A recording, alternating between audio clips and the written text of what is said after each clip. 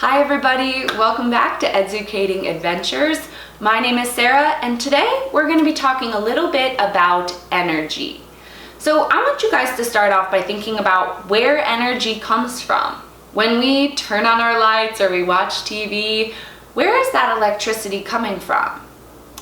Well, a lot of times that energy is coming from utilizing natural resources. Now there are renewable resources and non-renewable resources, which can have a negative impact on the environment. But we're going to spend a little bit of time investigating that today, so let's go ahead and jump right in.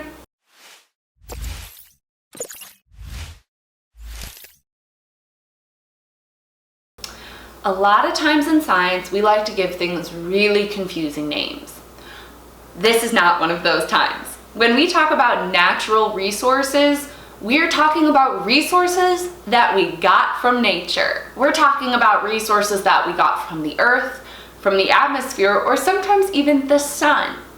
Wood, water, coal are all examples of natural resources.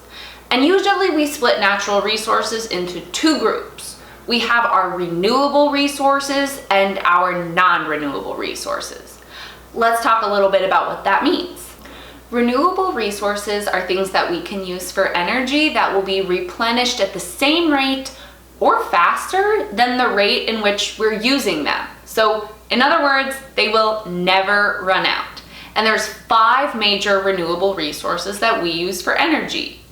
Solar power is energy that we get from the sun, and we can harness that energy using solar panels. Sometimes people have them on their house. Sometimes we have them in big fields. We call it a solar farm. We can also get renewable energy from the wind using wind turbines or windmills. As the wind blows and those turbines spin, we can capture that energy and use it as electricity. We can also get renewable energy from water. Now, this does not mean that water will never run out. This means that as long as there is flowing water, we can harness that energy. And we usually do that with a dam. As water flows through little openings in the dam, they spin turbines that, just like the windmills, help us generate that power as electricity. Geothermal energy is a renewable resource that we get from steam that's pouring out of the Earth's crust. So the force and the movement of that steam coming out, we can harness that, we can capture it and turn it into electricity. And lastly, we have biomass. And energy that we get from burning biomass, like dead matter or poop, can also be used to turn into electricity that we can use for power. Now let's switch over to non-renewable resources. Non-renewable resources are things that we can harness for energy, but we are going to run out of it at some point. They're replenished at a really slow rate. Some non-renewable resources take millions of years to form. So if we use them at an unsustainable rate, we use them too fast, we're going to run out of them.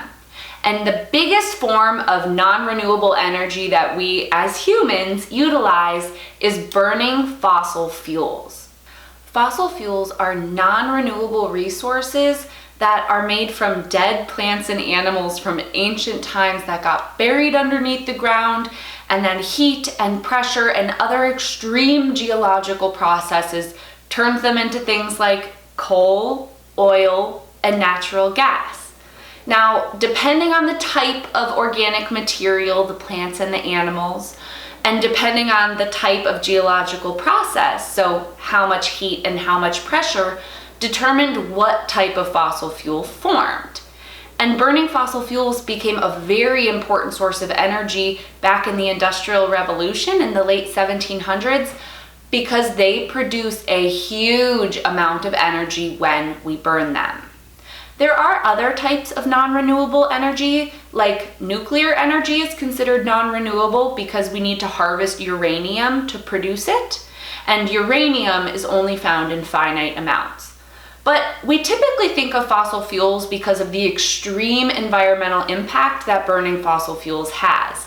Not only do we sometimes need to alter the ground when we're extracting the natural resources, But then when we burn the fossil fuels, it creates harmful emissions that go up into the atmosphere and affect the entire planet. We call that the greenhouse effect, is one of the main issues caused by burning fossil fuels. And if you want to learn more about the greenhouse effect, be sure to check out our other video. The greenhouse effect and the other environmental issues that come from using non-renewable resources are just a few of the reasons that we really want to work to make that switch away from non-renewable energy, like burning fossil fuels, and move towards renewable energy, like solar power and wind power.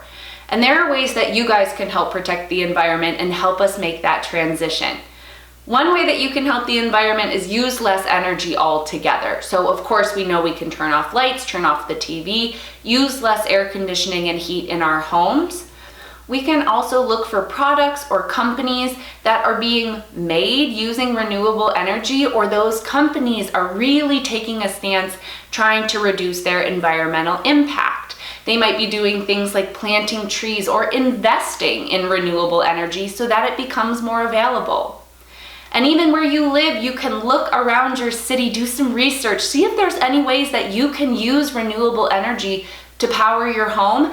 And if there's not, go ahead and write to your policymakers and let them know that that's something you would really like them to take a look at and invest in to protect not only your future, but the future of the planet.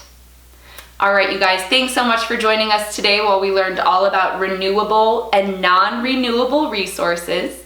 I hope you guys learned a thing or two, and if you want to test your knowledge, be sure to click the link below. Check out our Educating Adventure program with quizzes, activities, projects, and we hope to see you guys next time at our next Educating Adventure.